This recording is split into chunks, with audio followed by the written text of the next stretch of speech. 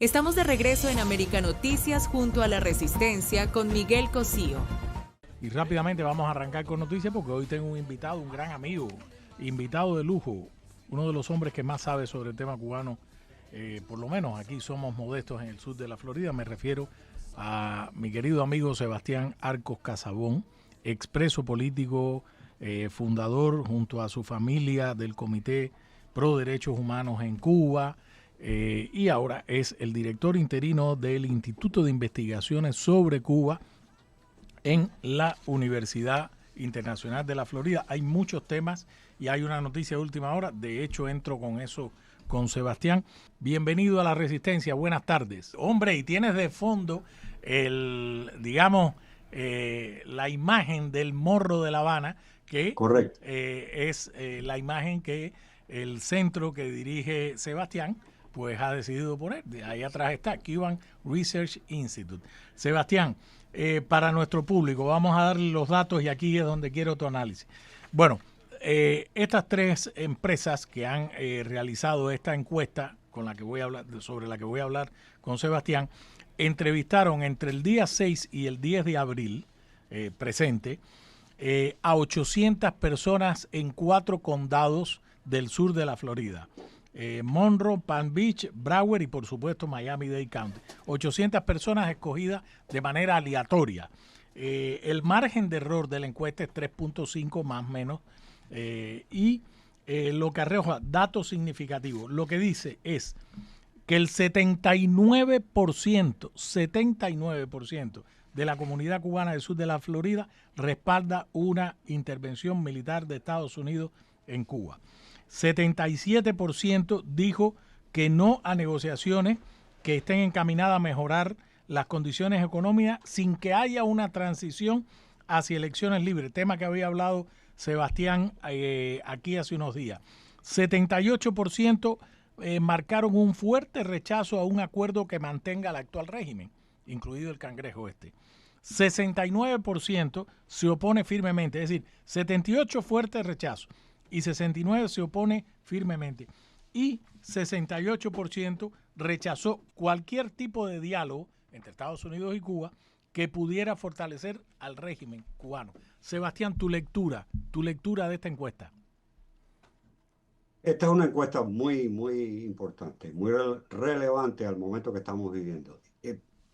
Confirma sin duda ninguna que existe el consenso de Miami del que yo venía hablando desde hace ya más de un mes. Explica de nuevo porque lo dijiste y además yo te lo he robado, siempre te doy el crédito, pero lo digo, explícale a la gente antes de que sigas, para ti qué es el consenso. Esto es una definición importante, el consenso de Miami.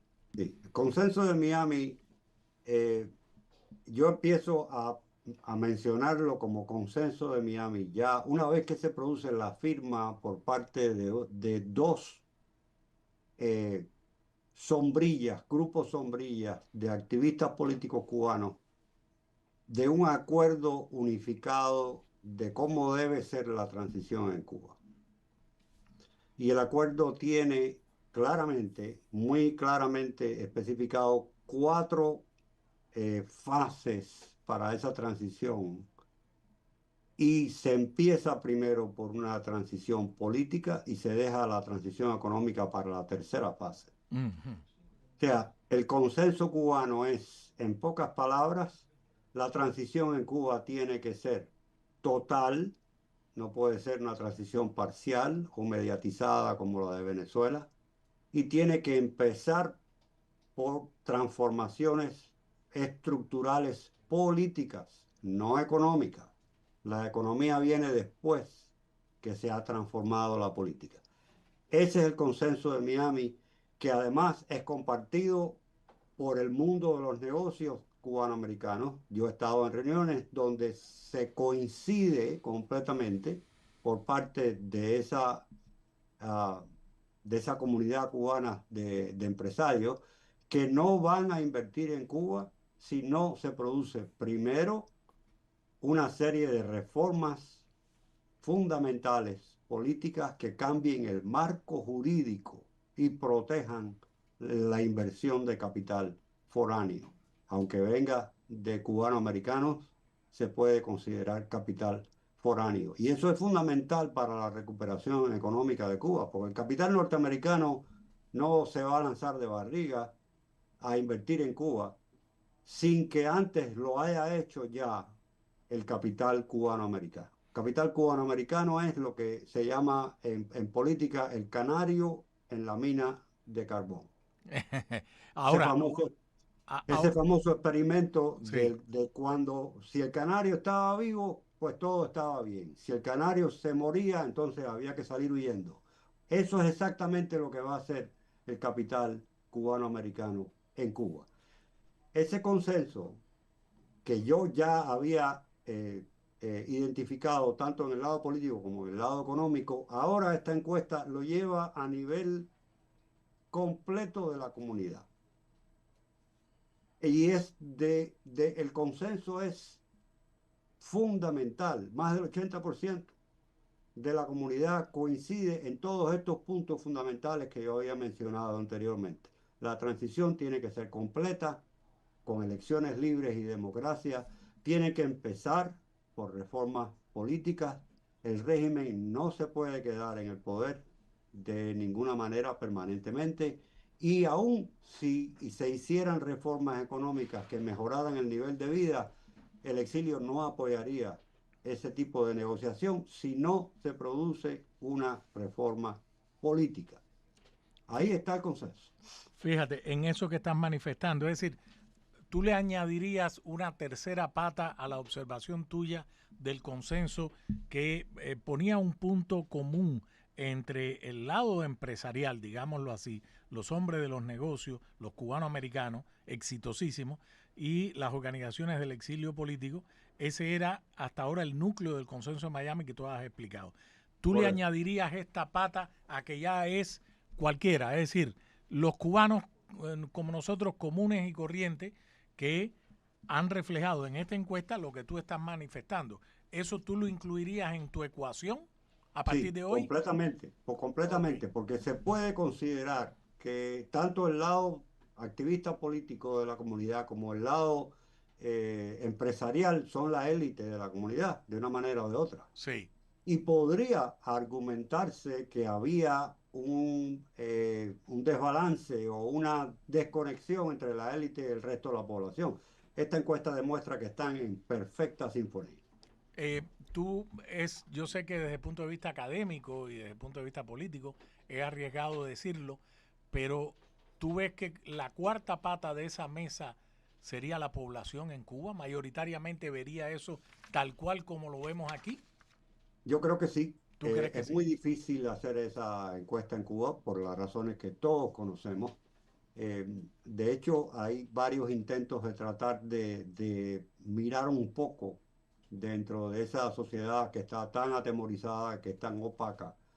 Pero yo estoy seguro que si se lograra hacer una encuesta similar, aunque fuera parcial, en Cuba se obtendrían los mismos resultados. Ah, eso Fundamentalmente los mismos resultados. Sebastián, tengo que ir a una pausa. ¿Me puedes esperar un momentito ahí? Por supuesto.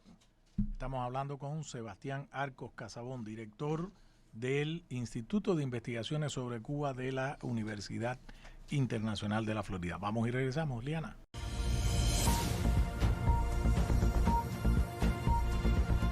Estamos de regreso en América Noticias junto a La Resistencia con Miguel Cosío.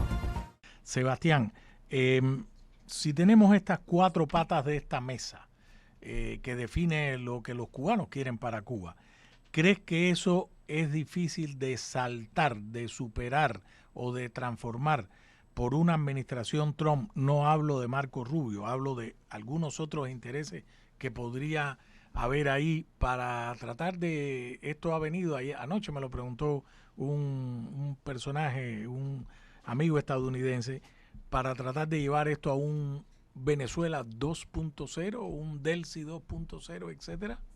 ¿Tú crees que este consenso y esta encuesta que tú acabas de comentar sería un freno a cualquier intento de desviar el curso de cualquier ejercicio político hacia Cuba?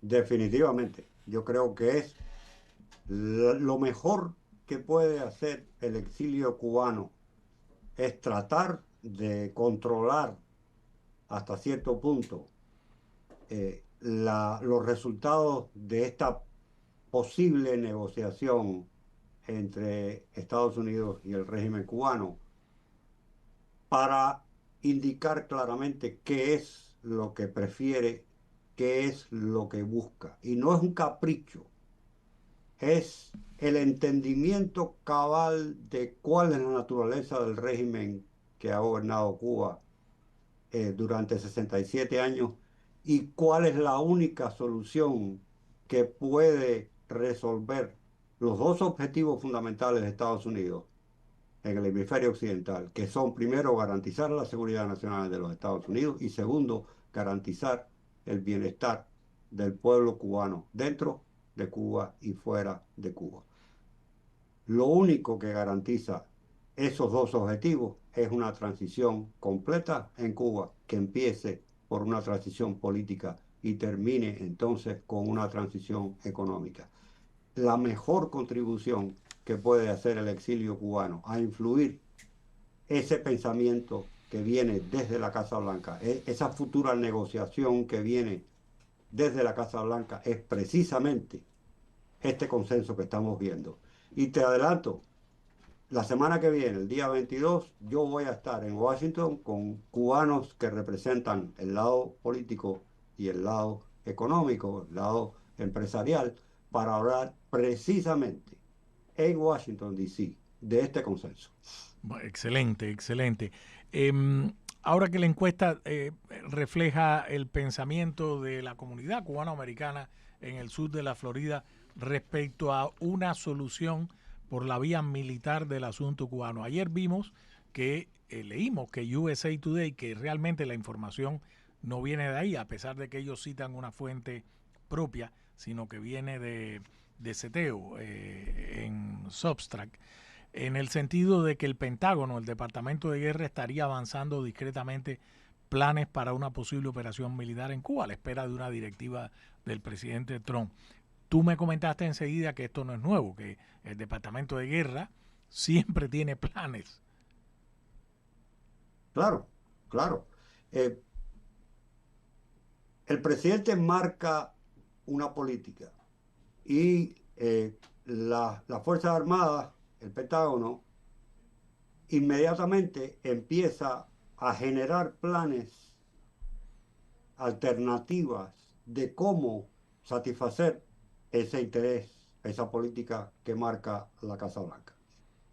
En Venezuela se estuvieron preparando y manejando distintos planes y al final esa operación maravillosa que se llevó a cabo el día 3 no se planeó el día antes, se venía planeando hacía semanas, quizás meses. La operación de Irán se ha venido planeando hace décadas, esto no es nuevo. Los objetivos no se identifican de un día para otro. Los objetivos se vienen identificando permanentemente, constantemente, durante un larguísimo periodo. De manera que USA Today, que ya nos sorprendió con una elucubración sobre la naturaleza de las negociaciones entre Cuba y Estados Unidos, que estaba completamente equivocada, ahora se aparece con una noticia que en realidad no es noticia. Que el Pentágono está haciendo planes, por supuesto que está haciendo planes. Es lo único responsable que se puede hacer planes. Eso no quiere decir que el ataque vaya a empezar mañana. Por Claro, supuesto que no. claro. Por cierto, Francamente, lo de USA Today en el medio del desencanto general que representa la prensa moderna, USA Today es particularmente eh, un desencanto más grande todavía. mi querido Sebastián, muchísimas, muchísimas gracias. Primero, te deseo éxito en tu viaje a Washington. Segundo, que a tu regreso nos reporte de lo que se pueda, porque son momentos importantes. Y ahora me acordé, a propósito de esta encuesta, que ustedes han hecho trabajos donde, digo, no llegaba al 79% porque la coyuntura era otra, pero recuerdo alguna que estaba entre 60 y 65%. Sí, la última encuesta, nosotros hacemos una encuesta en FIU cada 2 años, un año sí, un año no. La última fue del año 24, la próxima es precisamente ahora, viene ahora en el verano. los números de esta encuesta del Herald de hoy coinciden de muchísimas maneras con las encuestas anteriores que nosotros hemos hecho. Por ejemplo, cuando la encuesta del Herald de hoy dice que el grupo más duro, más de línea más dura del exilio cubano son los recién llegados, eso es algo que nuestra encuesta ya había encontrado. Sí, la recuerdo. Hace varios años. Sí. Que la gente que estaba llegando de Cuba a partir del 21 eran mucho más conservadores, mucho más radicales y estaban sumándose al Partido Republicano en grandes cantidades, mucho más que del otro lado. Los números que ellos citan, por ejemplo, de afiliación partidista hoy en el Herald, son prácticamente idénticos a los que tiene la encuesta nuestra del año 24. Pues te espero a la vuelta, que es la semana que viene, en 5 días. La semana que viene. Suerte, Sebastián. Muchísimas Muchas gracias. gracias.